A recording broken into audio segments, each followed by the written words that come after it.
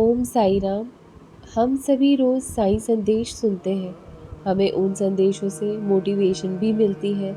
ऐसा लगता है कि स्वयं खुद बाबा हमें कुछ समझाना चाहते हैं। लेकिन हम सब भी बाबा तक अपना संदेशा पहुंचाना चाहते हैं, अपनी अर्जी लगाना चाहते हैं, उनसे कुछ कहना चाहते हैं कि वो हमारी कब सुनेंगे। कई लोग बाबा के दरबार में जाके साईं की शिरडी में जाकर कहते हैं कि बाबा मुझे पैसा चाहिए, मुझे शान और शौहरत चाहिए। कई लोग अच्छी ज़िंदगी के लिए बाबा से अर्ज़ी लगाते हैं। किसी को अच्छा घर चाहिए, किसी को गाड़ी चाहिए, किसी को शादी करानी है तो किसी को औलाद का सुख चाहिए। लेकिन हम जो साईं भक्त हैं, हम बाबा वाले हैं जो, हमें सिर्फ बाबा ही चाहिए। हमें यही चाहिए कि बाबा हमें कब शिरडी बुलाएंगे।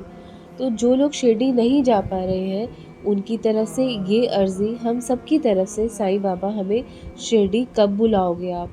अब रहा नहीं जाता बाबा। एक खत बाबा के नाम हम सबकी तरफ से। मेरे प्यारे साईं बाबा, बाबा तेरे सिवा मेरा है ही कौन? कितने दिन, महीने, वर्ष बीत गए, आपने हमें शिरडी नहीं बुलाया। आप ही बताओ कैसे रहा जाए आपके बिना।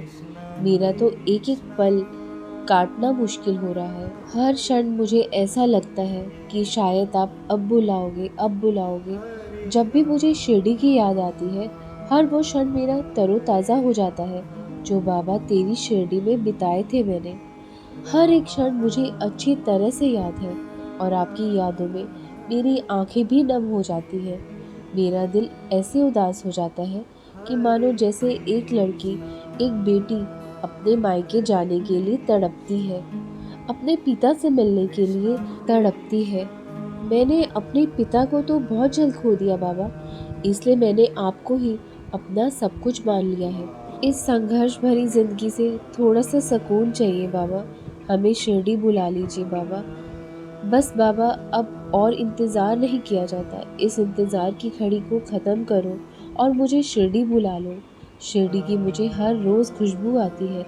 कभी सपने में, तो कभी मैं द्वारका माई की गोद में होती हूँ, तो कभी समाधि की सीढ़ियाँ चढ़ रही होती हूँ, कभी मैं काकड़ आरती की कतार में अपने आप को महसूस करती हूँ, तो कभी खंडोबा मंदिर के दर्शन करने जा रही होती हूँ।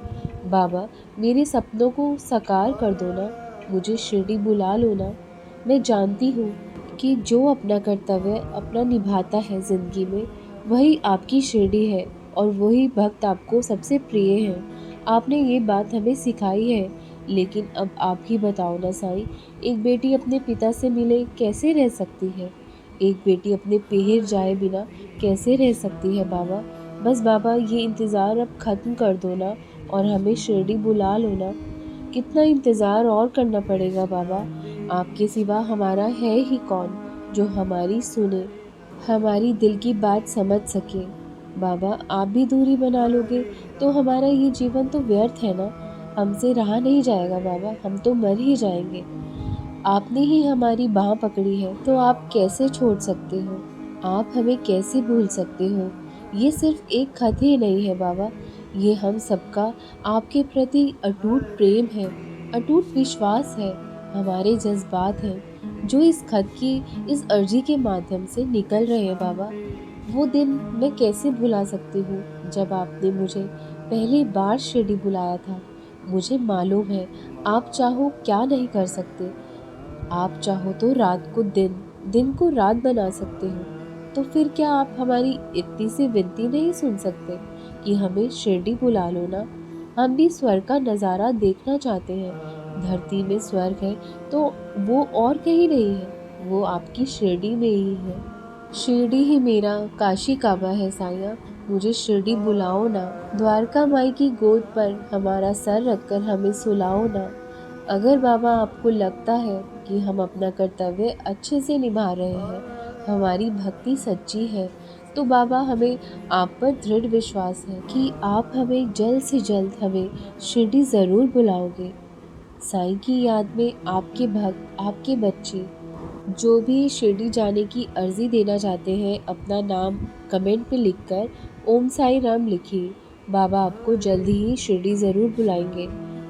साईया मेरी एक आखिरी तमन्ना ये पूरी कर देना।